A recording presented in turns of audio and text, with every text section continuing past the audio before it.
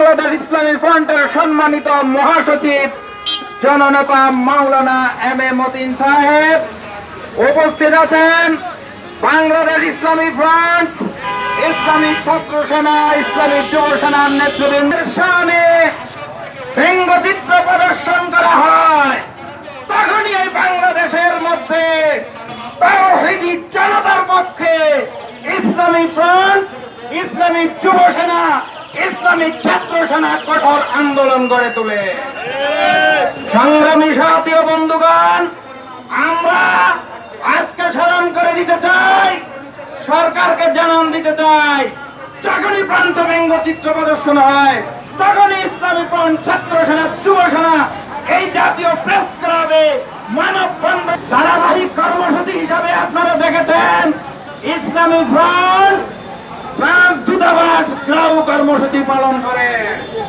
শুধু বাংলাদেশে নয়, সারা বিশ্বের সকল মিডিয়ায় সেদিন প্রশংসিত হওয়ার পরে গত 7 তারিখ জাতীয় মসজিদ বাইতুল মুকাররম উত্তর গেটে আহলে সুন্নাত ওয়াল জামাতের উদ্যোগে বাংলাদেশ ইসলামী ফ্রন্ট, ইসলামী যুব সেনা, ছাত্র সেনার আহ্বানে সেদিন স্মরণকালের সর্ববৃহৎ বিক্ষোভ গণজামায়াত অনুষ্ঠিত হয়েছে।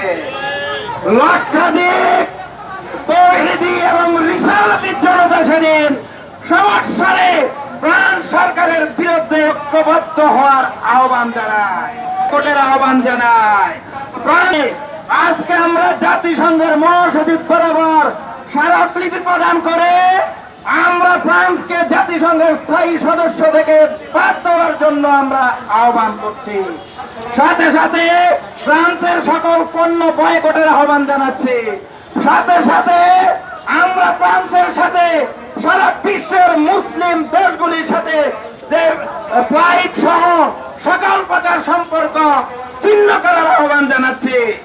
আমরা আজকে ফ্রান্স সরকারকে এবং ফ্রান্সের প্রেসিডেন্ট ইমানুয়েল ম্যাক্রোকে সর্বশেষ ওরা হুঁশিয়ারি দিয়ে বলতে চাই, আপনি অবিলম্বে যদি প্রকাশ্য ক্ষমা না চান তাহলে আপনার বিরুদ্ধে এবং আপনার দেশের বিরুদ্ধে আমরা আন্তর্জাতিক ভাবে মামলা করতে বাধ্য থাকবো।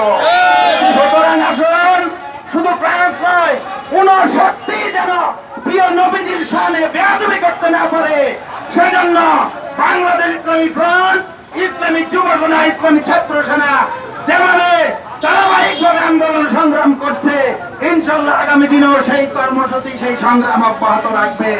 এই আপনার আকাঙ্ক্ষা রেখে আমি আপনাদের সকলকে ধন্যবাদ জানাই এবং ফ্রান্সের যে অভিযুক্ত করেছে তার জন্য তাদেরকে আমরা ঘৃণিত জানাই এবং এটার সত্যিকারী বিচার হোক, এই আমি দাবি করে শেষ করার চালানো।